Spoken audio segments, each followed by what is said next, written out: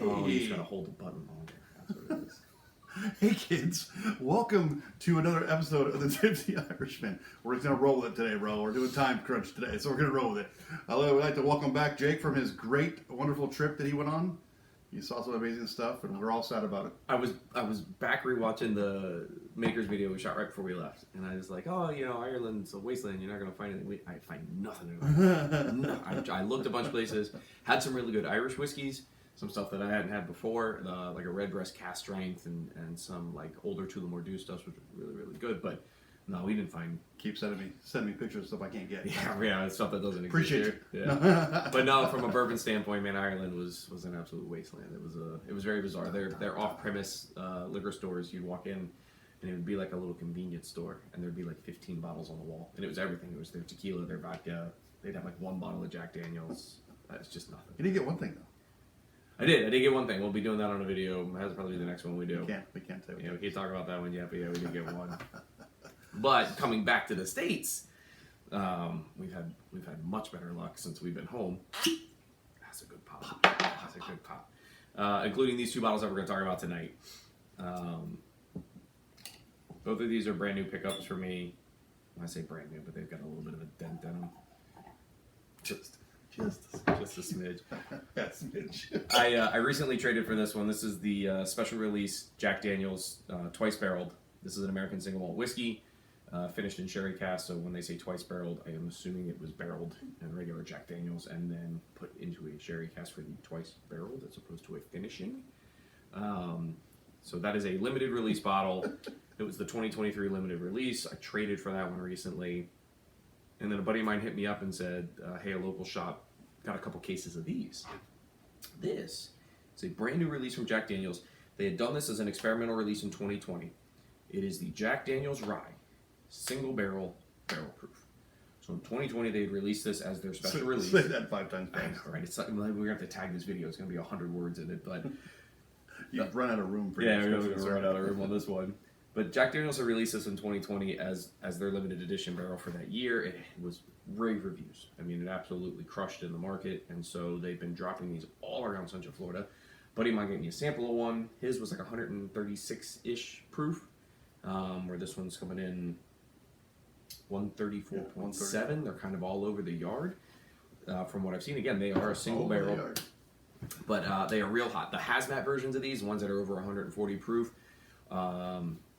have really blown the market up. The market loves them. They're trading incredibly high, and they're very sought after. So these do come out over 140 proof, very similar to the Coy Hills that came out last year with that hazmat strength. But that's not what you're going to get out of this twice barrel. These are not similar in any way, shape, or form other than they're in the Jack Daniels product line. We have a habit of doing this where we put bottles side by side and they're just completely unrelated other than they're made by Jack. Or other people. Yeah, or other people. Proofs are completely different, mash bills are completely different, the way they're manufactured made everything completely different, but we figured it would be kind of cool to get some of these bottles side by side. Recently, the releases are coming out in these bottles, and people joke about these bottles this shape. Think about what's come out in these in the last couple of years. I like the shape. But you've had these, you've had the Coy Hill, you've had the Jack 10, the Jack 12, you know, some really, really great bottles have been coming out of Jack Daniels with this specific shape. So they're going to keep the ball rolling with this rye. This release of the rye, though, is meant to be shelf available now. This is going to be a shelf available product, just like the single barrel I'm going to look tomorrow. bourbon. I'm going to look tomorrow. Right. But that's the point of this. This is no longer a special release. This is going to be a shelf available product. It's supposed to be around 60. It's on my list, right? It's on my list. I can order it. Maybe. We'll have to take a look. I want to see how much you like it tonight, because that's the other thing about it. This is a very hit or miss bottle. It's hot. 134 proof is hot. It's like one of the highest proof bottles I have in the house now. Testify. So it rubs some people the wrong way. Also, it's a rye, right? So it's still a Jack Daniels. You get you right here, right here, right here. But it's got some heat and to right it. Here. Yeah. Anyway, supposed to be shelf available, roughly around $60 to $70-ish, I think is MSRP on it. I think I paid $75 for this one from a local store when you also bought a bottle of their store picks. And one of the store picks I bought from them, we may end up doing on the show, was a Wilderness Trail Cask Strength. I've never seen a Wilderness Trail Cask Strength, which is pretty dang cool. So snagged one of those. So anyway, $75 for this. Retail on this one, I want to say, was right around $79, maybe $89. They're all sub 100. Even the Jack 10, the Jack 12s. Jack 12, baby. which is cool to me. These are limited releases from Jack Daniels that they know are going to crush, and they know the market's going to freak out about these. But instead of doing like Single Rickhouse did, $280 MSRP, delicious but not worth the money. right?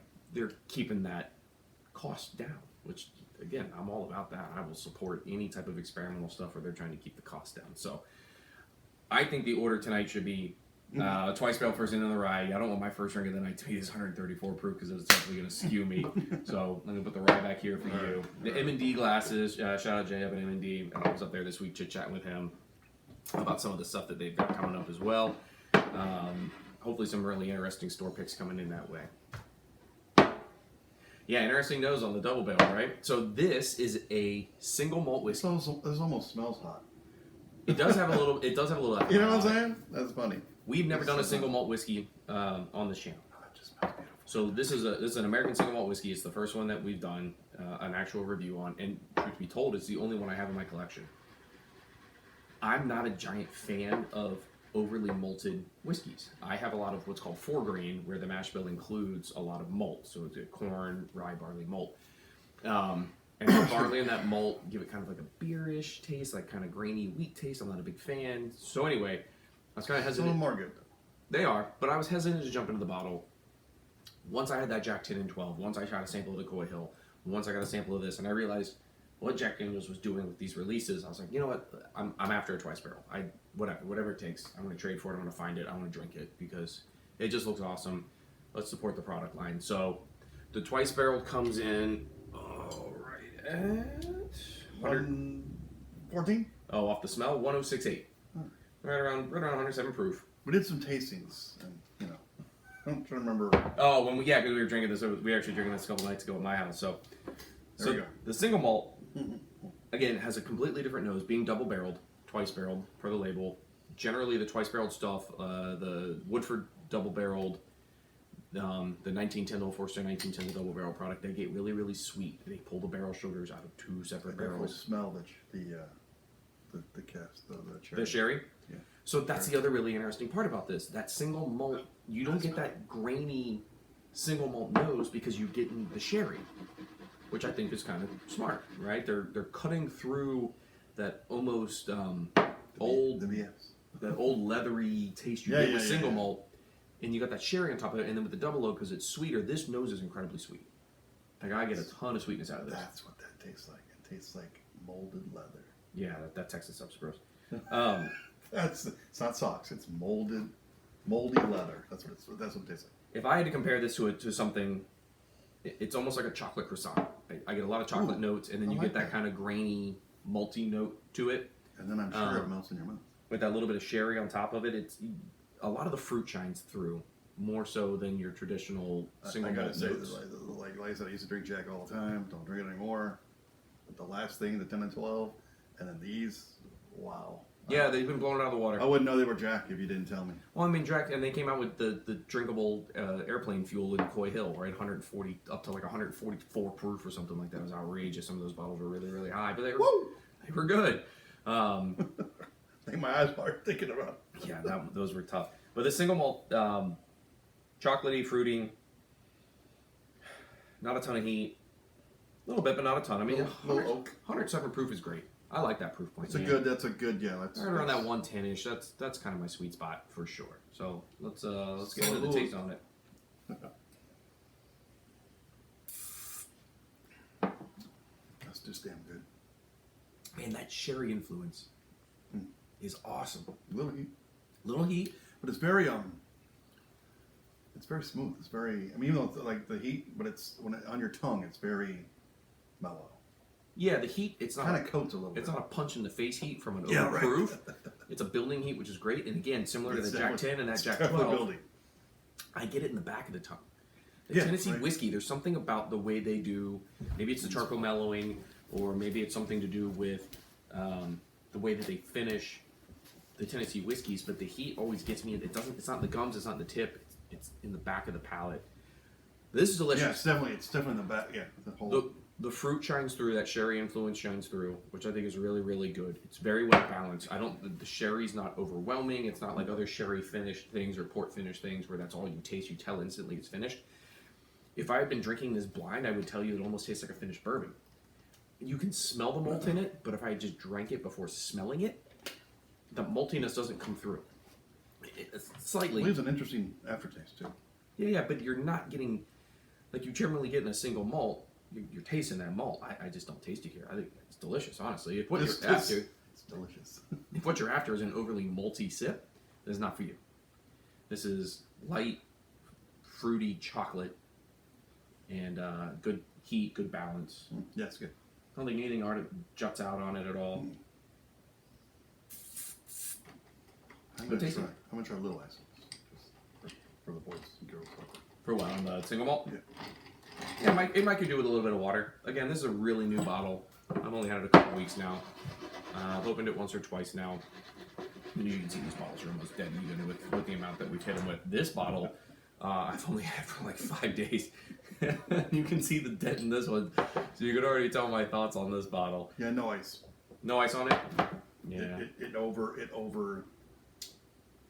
It stimulates it. It kills it. It makes it Just too much. it. Just makes it too. I don't know what the word is. I don't know. I'll throw some ice in mine. I might be able to help you. I don't know. It makes it too. It kind of kills the balance. I guess that's the best way to say it. Sure. Yeah, that's it. But for me, delicious. Special release, not meant to be shelf available. This isn't a thing that you're going to be seeing a ton of. If you can find it or you have access to it. So I think the price point's good. I think it's a decent Agreed. $80 price, but just like the 10 and 12 I was amazed what they were too. But when they hit the market, they got snatched up because people knew to be on the lookout. We were new to the Jack world. I didn't even know to be on the lookout for this. I'd seen it at some point. I noticed the label, the different color. I thought, oh, that's really cool. The packaging was great. No clue what it was. Oh, the bottles. And so now I know. Now I know to be on the lookout for these. Just different. It draws you. I think those bottles, the way they're designed, it just draws you to the bottle. What is this? Well, and again, in Jack Daniel's fashion, this is 700 milliliter. And this is 750.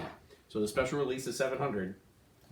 Shelf Bill or I came out on 750. It does look a little bigger on the rye. I haven't quite figured out what it is they're doing yet. I'm afraid the whiskey market is going the way of the 700 milliliter. Like that's just going to be standard. 7 in liters. Yeah. The 700 and then just a And liter as opposed to the 750. and a handle. And it's not like they're going to charge you any less for it, right? That's They're going to charge you more. right. So that seems Welcome to be to the way the it's free going. world, boys and girls.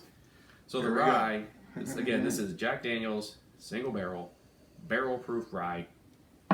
There's a barrel number on the top of it, so if you find one that you like, you can go run it to ground. It's not like single barrel each, Taylor, or something where they don't give you any way of running it to ground or figuring out what it is.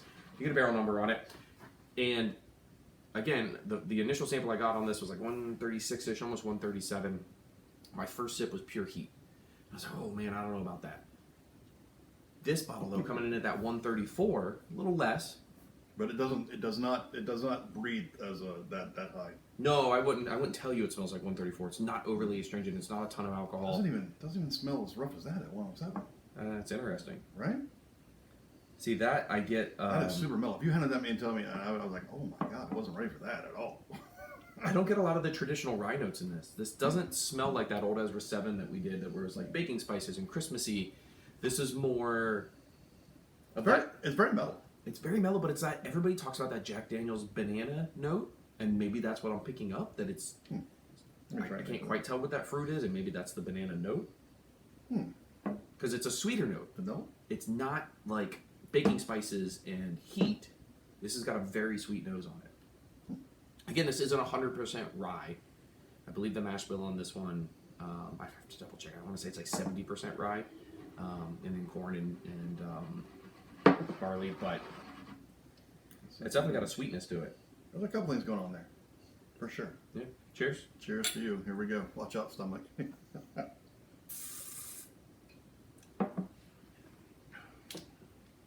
definitely tastes 134 rye.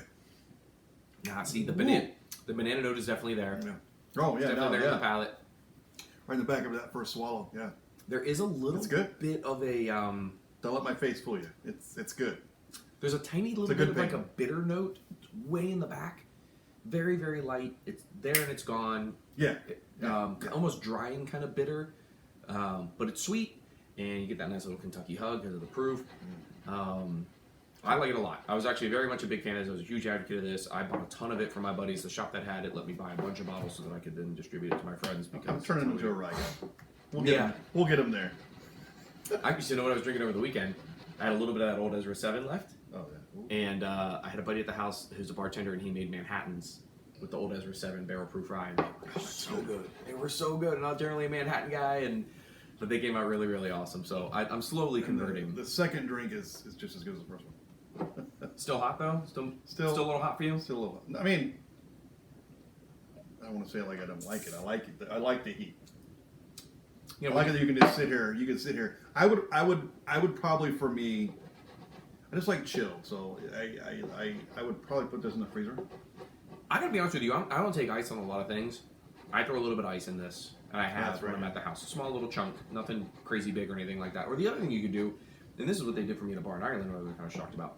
They took a big glass, like a highball, and they put ice in the glass and swirled it around the glass and just chilled the glass, and then dumped the ice out and put the whiskey Kind of same in. concept as throwing it in the freezer. Yeah, but that little bit of water in there and the chilled glass made a difference, and I think that's how I would drink this going forward. Maybe not put ice on it, but chill the glass down, a little bit of water in it, because that 134 is just my phone. Is still a really high proof point.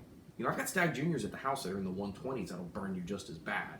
I think once you get over that 120 threshold, that is 100% considered high proof. This is dang near hazmat. All bets are off after that. Right. So it's good though. it's still approachable. But if you're not a high-proof drinker to begin with, I would be very, very cautious with this. Don't Work your way up to this point. take a big sip. Don't let it be your first drink of the night.